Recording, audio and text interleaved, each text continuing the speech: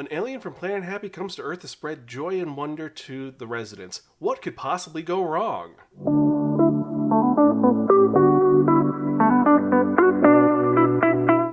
Hello and welcome to another episode of the Spiraken Manga Review. I'm your host Zan, saying konnichiwa, aloha, buongiorno, and what's up? Hope you're doing good. Hope you're excited for another fun-filled episode of this awesome podcast you can find at www.spiraken.com. We're also on Facebook, Twitter, Instagram, Spotify, YouTube, and various other social media sites. Just type in SPIRAKN in the search bar and I'll guarantee you find us one way or the other. And if you are watching on YouTube, remember to like, share, subscribe, and click on that bell for notification for when we release new episodes. And with that in mind, let's actually get to it, because if you remember from that last episode, I spun that one, that only, the Wheel of Manga, and it dictated on to be that reviewing a manga, well, that was written by Taizen Go, translation Taizen 5. And this was published by Shueisha, meaning it's brought over here by Viz Media. This ironically was released in Shonen Jump Plus magazine. So this is a shonen title, but when you hear the description of this story, it's kind of insane. And definitely should be considered a seinen or a josei, but this is a shonen. This was released to kids, so it's kind of weird. The original run was 2021 to 2022. There is only one volume currently available. It is complete and released as an omnibuy. Its genre is dystopian sci-fi horror drama, and also character development. It's almost a character study. And the original name for this is Takopi ni Genzai, but is known in English simply as Takopi's Original Sin. And this is a story that deals with the consequences of human emotions, of your actions that you've taken, and a naive being's ability to try to spread joy and fail so many times. But let's actually get to the premise of this story, because this is the story of one of the residents of the planet known simply as Happy. And he has come to Earth for a very specific purpose. He's going to spread happiness to the world. And the first human he's introduced to is Shizuka. And Shizuka is a young girl who stumbles upon this weird octopus-looking alien who explains, I'm from Planet Happy. I've come to Earth to bring and spread happiness to the world as my mission. And he's going to do that. And he introduced himself to Shizuka, who doesn't look exactly happy to see him, but also isn't really happy because she's all disheveled. And eventually he says his name, which is impronounceable to the human tongue, so she ends up naming him Takopi, because he's looks like an octopus. Japanese word is tako, and at the end of every sentence he says P at the end of it, so Takopi, easy. And what he's going to do is he's going to spread happiness to the world, and Shizuka is the first person to meet him, and also the first person to name him. He is now saying, you're my friend, and I'm going to make you happy. That's my goal. I'm going to make you happy somehow.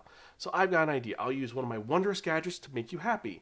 Similar to Doraemon, he has an ability to pull out lots of weird, fun tools that could help anybody out. And the first thing he pulls out is the Happy Wings.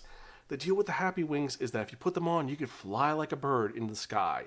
Think of the bamboo copters from Doraemon, kind of like that. But Shizuka's like, I don't want to fly. It's not going to take me away from my problems, and more importantly, I don't believe it'll work. I don't believe in magic. That can't happen. Which is really kind of sad. And so Takopi's like, oh, well, maybe she didn't want to fly because humans can fly already. That'll work. Now, Takopi is from a planet where everyone's perpetually happy.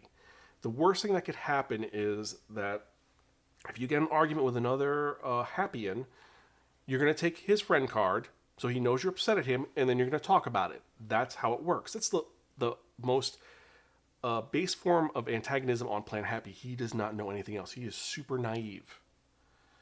And this gets into context the next day, because the next day he sees Shizuka again, and a bunch of her classmates show up, and she immediately hides, grabs Takopi, hides. And he hears these kids talking about the horrible thing they did to their classmate. How they wrote, well, I'm going to be frank, slut and go away trash and cockroach on her stuff. And also threw away her writing board. And Takopi's like, oh, are those your friends? And she's like, no, they're not my friends, they're my classmates. And, well, Takopi doesn't understand. He's like, oh, there must have been an argument. Maybe you guys were fighting. I know. I have an idea. I will use the best thing ever to make your day better, and that is the happy camera. The happy camera is able to create joyful moments for you. It'll take a shot of your most joyful moment. So essentially, it's a camera. And also has another ability. But she's like, no, this isn't going to work. Magic doesn't work for me. So for the next week, he tries different gadgets, every single one. None of them work. She's not interested. Until Takopi finds out that there is something that brings Shizuka joy. It's her dog, Chappie. And Chappie is her best friend. It's a gift from her dad, because apparently her dad and her mom don't live together anymore. When we see their house is completely trashed, and obviously mom is not around for reasons, which they get into later. But Chappie is the most important thing to her, and she loves it. And Takopi really tries and makes her happy. And sees her smile for the first time. Like, oh, maybe this will work. I can do something with this. And, well, eventually when he brings it up, he sees her so happy. But she's like, oh, thank you for meeting me. Oh, you're a great friend, and I'm so happy I met you. It's going to be a great day tomorrow. The next day, from seeing her beautiful smile, he sees her looking disheveled and sad and holding Chappie's collar. It's like, oh, you got dirty. I've never seen the red face before. What's that? Is everything okay? Because she obviously has been crying and she doesn't want to talk about it. But he's got just the thing, just the trick, a new device that's going to make things wonderful and great for her. It is the happy ribbon. What happens is when two friends are fighting or they're far away, you take one end of the happy ribbon and tie it around your finger, and you tie it the other end around the other person's finger, and it'll stretch all the way across the world, so you'll always be connected. So it's essentially a rope that stretches forever. Shizuka's like, oh, may I borrow that? And the rule is anyone from Happy cannot give their technology to anyone else. They have to be in front of them. They have to supervise it. But this is Takopi's friend. He has never... The last time I saw Happy was yesterday, and something's bothering her, so he's going to try to make her happy with this tool. And that's what's going to work. That'll make her feel better. And that's what he does. And this is where things go wrong, because he says, fine, borrow it. And the next day, Shizuka doesn't come to their meeting spot. And he's kind of confused, so he goes to her house, because he knows where her house is. Because she also fed him food. She fed him food. She was his friend. She fed him food, but eventually they were friends. Like, he's a pet. And he ends up going to Shizuka's house, where the lights are off. And he sees something odd. He sees that, well, Shizuka used the happy ribbon incorrectly. And at first he's like, oh, that was supposed to go around your finger. That wasn't supposed to go there. Maybe you got stuck and didn't know how to use it. Hey. Shizuka does not wake up. Shizuka has taken a exit from this life. And Takopi doesn't understand. He's like, what is this? What happened? Why did this not work out? Maybe it was something from the other day. Maybe it's because she didn't make friends with that girl, Marina. We could fix this. And then he reveals the twist. The camera he has, the happy camera, he was going to explain, has another function. The function is, as long as you have the camera, it takes one photo at a time. You can go back to that photo, that moment. So Takopi goes back and tries to fix it. And he discovers that, one, Shizuka's life is far from easy. She's facing severe bullying at school. Her main bully, like I said, the girl Marina, has caused a lot of problems for her and actually looks to harass Shizuka. And this causes isolation and emotional pain that Takopi at first doesn't understand, but then eventually he gets it. But he's still trying to understand all of Shizuka's struggles. And then eventually things get worse. I'm not going to spoil anymore. And this is, like I said, that was just the first chapter and a little bit into the second chapter without getting too much into it, because there are 3 characters in this besides Takopi, and each one of them, they're fully realized and fully developed, and they are, well, I'm going to be honest, they're people who shouldn't have had to deal with the problems that they have, and it's a tragedy. This is a story which is heartbreaking, and, well, I mean, as the jacket copy says, time travel can't heal all wounds. No matter what, things will keep happening, and things get worse and worse and worse. And for Takopi, eventually, Takopi understands what's going on and what happened. And it gets even weirder because this may not be the first time that Takopi used the camera. And at first, you think that, as I said, Marina seems to be the villain. She's a horrible little girl who seems to hate Shizuka. But then when you read more into Shizuka's backstory and Marina's backstory and how they're connected, we understand more of what they're both going through. It is a story which is dealing with a lot. And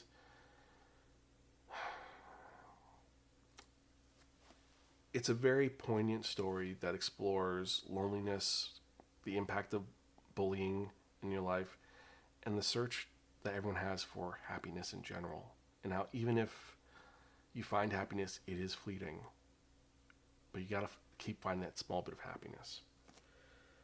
The art is extremely unique, and, well, I love the design for Takopi. Takopi is kind of happy and cute against all the realness, because when you see Takopi, just going to it, he's like a little blob. He's just a little taco. He's a little octopus. But then you see other images which are, well, I don't want to get too much into it, but I'll show you one half of a page. It's super detailed, and then Takopi is the one thing that stands out, showing how alien he is for the rest of this. So the art style is unique, the story is impactful, and it is one of those ones that you do have to read. It is not one that you read more than once. That's one thing I'll say. This is like Goodnight Poon Poon, this is like Downfall, this is like so many other, The Horizon, where it is a necessary story, but it's one of those ones that you don't read again. I mean, if you want to read it, you're probably very sadistic. And because of the subject matter, this is another one of those ones where I am not going to be giving it an actual rating. This is an important manga to read, and it is one which is, I don't want to keep using the word heartbreaking, but it tears at your heart, because Takopi is such an innocent and wonderful character, and he's trying his best, and it's him failing. And then more importantly, his impact on Shizuka, his impact on Marina, and his impact on the young boy who's stuck in the middle of this situation, trying to help one because he's trying to be a hero while dealing with the fact that his mother doesn't approve of him. He hates his older brother who loves him, and yeah, like I said, it is a very developed story. I would give this our highest rating, but like I said, this is one of those ones where it's for a specific point in life. If you are someone who deals with depression, this is not for you. I mean, if you want to analyze it, you can. It's one of those ones where it should be read to deal with, to get through it, but this is a very trigger-heavy story. And as I said, I don't want to use the words for it, because unlike my usual openings we tried without our warning, this is a story which deals with, like I said, taking a final exit, and that's something which no one should do. If anyone has problems like this, definitely you should go out, reach out, talk to someone. There are numbers for it. I will put the number for the local hotlines in the show notes, and yeah, this is a story that it needs to be talked about. More importantly, it's one of those ones which it has its cute moments, but it's an interesting analysis of these characters and also of the human condition in general. So if you've read this and you agree with me or you disagree with me, you can email me personally at Xan, that's Xan @Spiraken.com, or you can X me at Spiraken, or you can leave a comment down below in the show notes if you're watching on YouTube or at Spiraken.com. And for our random question of the week, we got a pretty good one that's going to go on, and that is going to be, well, should Takopi have tried to change time when the initial thing happened? Should he have tried to fix it, or should he have just kept going on? I mean, the thing is that no matter what, Shizuka was his friend. She gave him food. And after everything, that still was the point, is that she was his friend. But should Takopi have tried to change time? That is the question. I want to go further into this, but I don't think I will. So, with that in mind, let's actually go to the manga releases for the week. And for this week, we've got some great titles and some weird ones. Starting off from the top, we have Ascension of a Bookworm, Part 5, Volume 4, and this is the light novel. Then from here, we've got Adam the Beginning, Volume 8, Bite Maker, The King's Omega, Volume 11, Case Closed, Volume 91. This is an ebook. This is not released as a digital release, unfortunately. We have Cinderella Closet, Volume 6, The Darwin Incident, Volume 6, Delinquent Daddy and Tender Teacher, Volume 4, Four Leaf Clovers, Devil's Candy, Volume 4, Disney Twisted Wonderland, Volume 4, and I just heard this got an anime adaptation coming out, so that's pretty unique. A lot of people are picking this up and are excited about this weird series, but anyway, I digress. You have the Fire Force Manga Box Set, Volume 1, which is Volumes 1 to 6 of the series, and the Omnibus 11, which is Volumes 31 to 32. Fly Me to the Moon, Volume 24. Full Metal Panic Short Stories, a collector's edition to the light novel collection series, has been released. Helk, Volume 10. Hitorajime My Hero Manga Set 1, which is Volumes 1 to 6. Amna and Incubus, Volume 5. Moonlight in the Clear Moonlight Dusk, Volume 7. The Kirby Manga Mania, Volume 7. Komi Can't Communicate, Volume 30. Loner Life in Another World, Volume 9. This is the light novel, not the manga. A Man and His Cat, the Picture Book. This is a hardcover that is essentially drawn from the point of view of Fukumaru. Really cute. Then we have Momo, the Blood Taker, Volume 9. My Name is Zero, Volume 1. Naruto Konoha's Story, The Steam Ninja Scrolls, the manga, Volume 1. Other Side Picnic, Volume 10. Other Side Picnic Omnibus 4. Please Go Home, Miss Akutsu, Volume 6. Reincarnated into the game as the hero's friend, running the kingdom behind the scenes, light novel, Volume 2. Reliving My Life with a Boyfriend Who Doesn't Remember Me, Volume 1. This is the manga. Shikimori's Not Just a Cutie, Volume 17. Sora and the House of Monsters, Volume 3. The Strongest Sage with the Weakest Crest, Volume 19. Thousands Autumn Quay Quain, Volume 5, Special Edition. The Titan's Bride, Volume 5. Uzaki-chan Wants to Hang Out, Volume 11. And finally, Yashahime Princess Half Demon, Volume 5. So these are the manga releases for the week.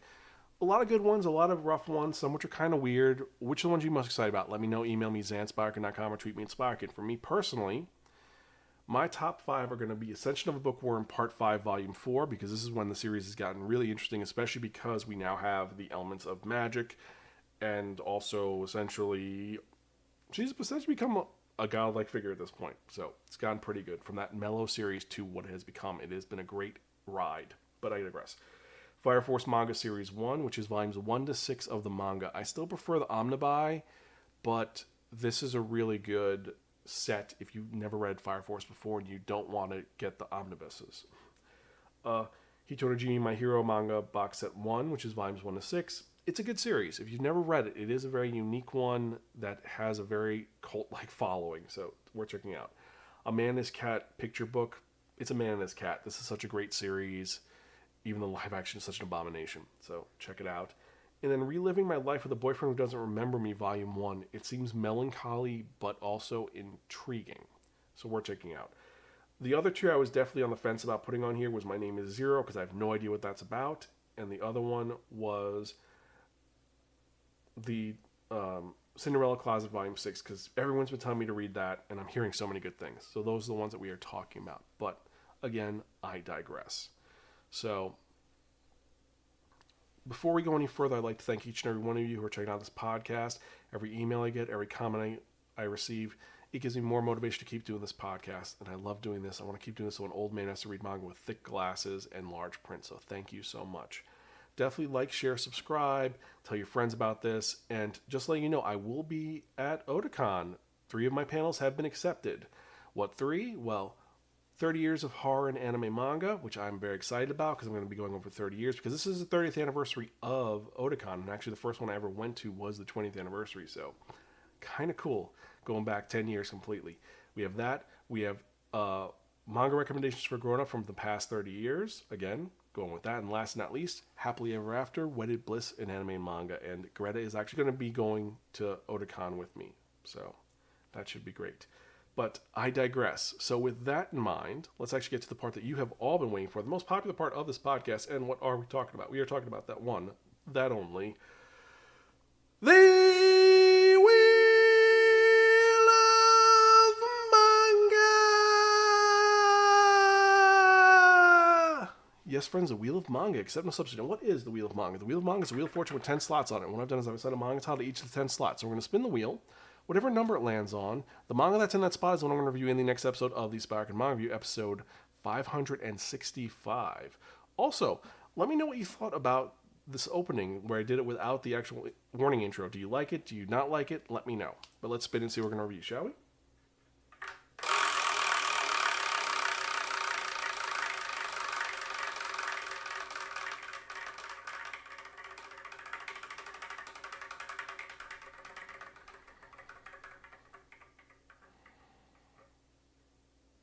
Number 8, Failure Frame.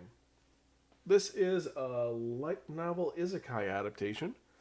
Should be good, should be bad. Is it going to be good? Well, we're going to find out. So anyway, as usual, I am your host, Zan. I am Gonzville. Catch you guys next time, and keep reading manga. I will see you later.